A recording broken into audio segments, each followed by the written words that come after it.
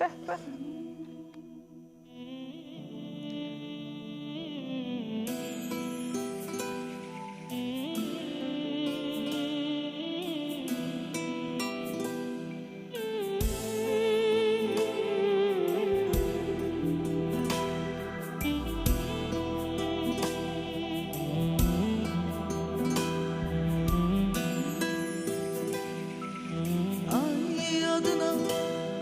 Düşmediğim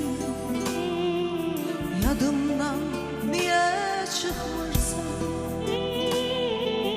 Dudağımda bu sepayım yadımdan niye çıkmırsan? Ay yadına düşmediğim yadımdan niye çıkmırsan? Dudağımda bu sefayım yadımdan niye çıkmırsan? Bir açıp bir bükebilmirem, adını çekebilmirem.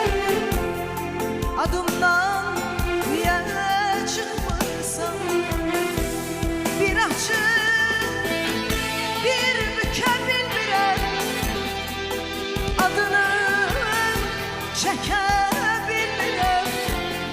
Yadımdan niye çıkmırsan? Yadımdan niye çıkmırsan?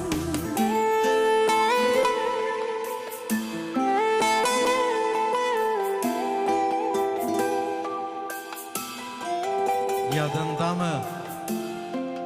Karşılaştık, görüşdük. Leyli kimi, Məcnun kimi sevişdik. Cüt yaşayıb cüt ölərdik demişdik. Nə oldu ki aralandıq, tək qaldıq. Sən bir evdə, mən bir evdə qocaldıq. Gəlin gəlib əyləşmədin taxtında. Söylə görüm günahkar mı baxtımda? Sən gəlmədin, mən almadım vaxtında. Bəlkə eşqin cəzasıydı biz aldıq. Sən bir evdə, mən bir evdə qocaldıq.